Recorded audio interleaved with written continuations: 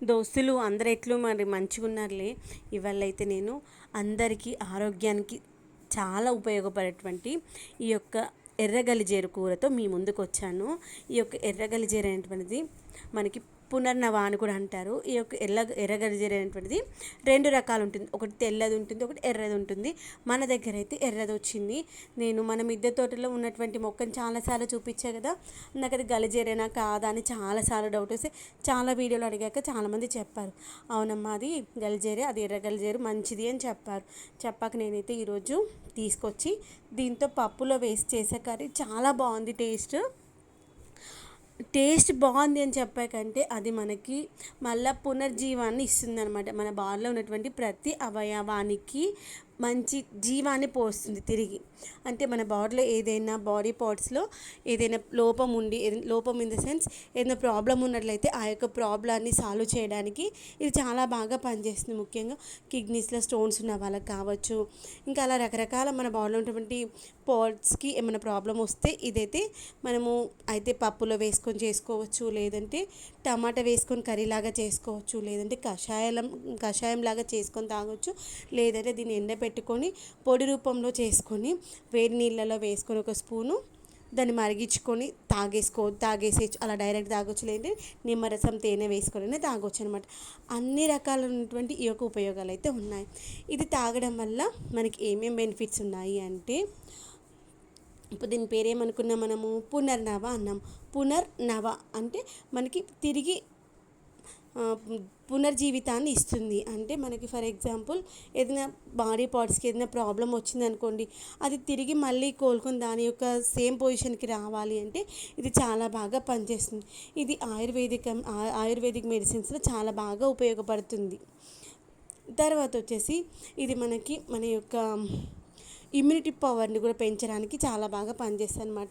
అంటే మనము ఇప్పుడు చాలా వరకు బాడీ వర్క్ చేస్తూ ఉంటే స్ట్రెస్ అవుతూ ఉంటుంది కదా, అప్పుడు ఏంటి మనకు బాడీకి ఇమ్యూనిటీ అనేది కావాలి. తర్వాత ఏదైనా ప్రాబ్లం వచ్చినప్పుడు బాడీకి ఫీవర్ కానీ కోల్డ్ కాఫ్ వచ్చినప్పుడు మన బాడీ ఏంటి సర్వైవ్ అవ్వాలంటే మనకు కావాల్సిన ఏంటి ఇమ్యూనిటీ ఉంది అంటే బాడీకి ఎలాంటి కష్టం వచ్చిన బాడీ ఏంటి తట్టుకోగలుగుతుంది.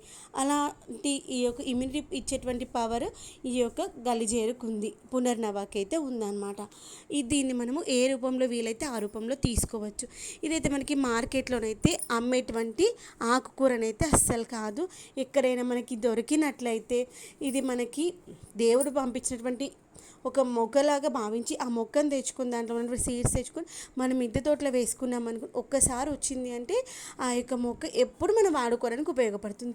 వారంలో ఒక్కసారో 15 రోజులకు ఒక్కసారి ఈ యొక్క కూర చేసుకొని తిన్నామనుకోండి బాగుంటుంది. మనం జనరల్గా పాలకూర, తోటకూర, చుక్కకూర, పొనగంటి కూర ఇలాంటి కూరలన్నీ చేసుకుంటాం కదా, దాంతోపాటు ఇది కూడా చేసుకోండి, చాలా మంచిది.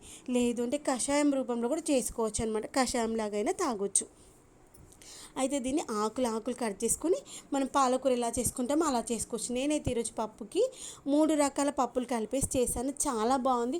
అసలు అది వేరే ఆకుకూర, కొత్తగా చేసిన ఆకుకూర లాగానైతే అస్సలు లేదనమాట, చాలా బాగుంది. నేనైతే చాలా హ్యాపీ అనమాట. మనం అలా ఏదైనా ఫస్ట్ టైం ట్రై చేసినప్పుడు ఆ టేస్ట్ బాగొచ్చి అది ఆరోగ్యానికి కూడా చాలా బాగుంది అంటే చాలా హ్యాపీగా. నేనైతే ఆరోగ్యానికి అది మంచిది అంటే అది ఎలా ఉన్నా సరే తినడానికి ఇష్టపడతాను. కాకరకాయ అనుకోండి, ఒకప్పుడు కాకరకాయ తినకపోయేదాన్ని. కాకరకాయ వల్ల ఉపయోగాలు తెలుసుకున్నాక కాకరకాయ ఫ్రై చేసిన, కాకరకాయ కూర చేసిన, కాకరకాయ చారు చేసిన ఇలాగైనా తినేసాను. అంటే అది ఆరోగ్యానికి మంచిది అంటే ఎప్పుడు ట్రై చేయిందైనా సరే ధైర్యం చేసి ట్రై చేసేస్తాను. మొన్న అలానే నల్లేరు కూడా పచ్చడి చేశా కదా, ఫస్ట్ టైం ట్రై చేసా, చట్నీ అయితే సూపర్ వచ్చింది. అలానే ఈరోజు వచ్చేసి గలిజేరుతో పప్పు చేసా, పప్పు కూడా బాగా వచ్చింది. ఇలా మనం ఆరోగ్యానికి మంచివి, మనకి అవి అరుదుగా దొరికేటువంటి మొక్కలు అనుకోండి, మనం ఎక్కడికైనా బయటికి వెళ్ళినప్పుడు దొరికినట్లయితే తెచ్చుకొని మన గార్డెన్లో పెంచుకొని మనతో పాటు మన చుట్టుపక్కల నలుగురికి పంచామనుకోని మొక్కలు, మన ఆరోగ్యంతో పాటు మన పక్కన వాళ్ళ ఆరోగ్యం కూడా మంచిగా ఉంటుంది. అందుకోసం నేను ఏంటంటే ఈరోజు మన గల్జర్ మొక్కకు వచ్చినటువంటి సీడ్స్ అనమాట ఇవి, ఈ సీడ్స్ని అయితే సేకరించుకొని అలా పెట్టేసుకున్నాను. ఎండిన తర్వాత స్టోర్ చేసుకోవచ్చు అని. ఒక 2-3 విత్తనాలు అయితే బయట బాల్కనీలో ఉన్నటువంటి కుండీలో వేసా, చూద్దాం అది ఎంతవరకు వస్తుందో అనేసి. ఇప్పుడు గల్జర్ మొక్కలు ఉన్నటువంటి ఔషధ గుణాలు ఏమనుకున్నాము, కిడ్నీ స్టోన్స్ని తగ్గిస్తుంది, రాకుండా చేస్తుంది, ఉంటే ఉన్న వాటిని కరిగించేస్తుంది అనుకున్నాం కదా. దానితో పాటు మన బాడీలో ఉన్నటువంటి ఇమ్యూనిటీ పవర్స్ పెంచుతుంది. తర్వాత ఇంకేంటి అంటే స్ట్రెస్. ఈ రోజుల్లో చిన్న పిల్లల్ని మొదలు పెడితే పెద్దవాళ్ళ వరకు అందరినీ బాధించేటువంటి సమస్య ఏంటి? స్ట్రెస్. Stress stress stress. చిన్నపిల్లలకి హోంవర్క్ రాయాలనో, టీచర్ ఇచ్చినటువంటి క్వశ్చన్ ఆన్సర్స్ చదవాలనో, లేదు అంటే పక్కనున్న ఫ్రెండ్ వల్ల మనకి ఇంకా ఎక్కువ మార్క్స్ రావాలనో, ఇలా ఎన్నో రకాలుగా స్ట్రెస్ ఉంటాయి. పిల్లలే కదా అనుకుంటాం, పిల్లల నుండి పెద్దవాళ్ళ వరకు అందరికీ స్ట్రెస్లు ఉన్నాయి కదా. ఆ యొక్క స్ట్రెస్ని తగ్గించేటువంటి పవర్ ఏంటిది ఈ యొక్క గలిజేరుకైతే ఉందంట. కాబట్టి ఇలాంటి మొక్క మన దగ్గర ఉందనుకోండి, మనము స్ట్రెస్ నుండి బయటపడవచ్చు కదా. సిటీలో ఉన్న వాళ్ళమైనా సరే ఈ యొక్క మొక్కను పెంచుకోవడానికి ట్రై చేద్దాము. పెంచుకొని దాన్ని ఇలా పప్పు రూపంలోనూ, కషాయం రూపంలోనూ, ఒకవేళ దొరకలే అనుకోండి, ఇక్కడ ఇలాంటి మొక్క దొరికినప్పుడు తెచ్చుకొని ఆకులు డ్రై చేసుకొని పౌడర్ చేసుకొని దాన్ని పౌడర్ని వాటర్లో మిక్స్ చేసుకొని తాగని అలా కూడా యూజ్ అవుతుందంట. ఇలా ఔషధ గుణాలు ఉన్నటువంటి మొక్కని తీసుకొచ్చుకొని మనము వారంలోనో 15 రోజులకు ఒకసారి, నెలకు ఒకసారైనా తిన్నామనుకోండి మంచిగా ఉంటుంది. మీలో ఎవరైనా ఎప్పుడైనా ట్రై చేశారా ఈ యొక్క ఆకుపప్పు? ట్రై చేయకపోతే మాత్రం తప్పనిసరిగా ట్రై చేయండి.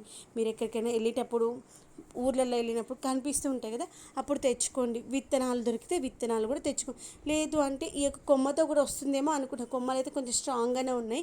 కొమ్మ ద్వారా కూడా